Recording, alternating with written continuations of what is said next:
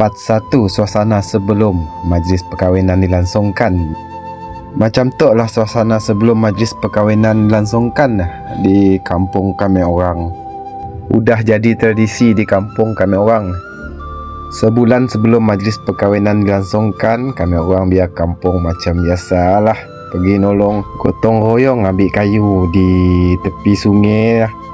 Biasanya kami orang ambil kayu bakar, kayu somah.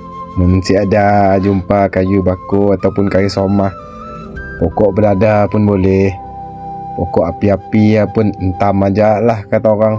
Sal dapat pakai molah bangsal sementara.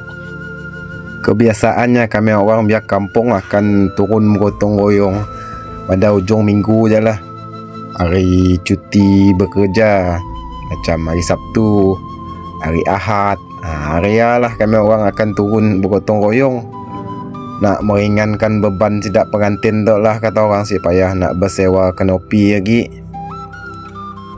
Untuk kayu-kayu yang kami orang ambil tu, biasaannya kami orang akan molah, kata orang molah meja, molah kursi, molah bangsal.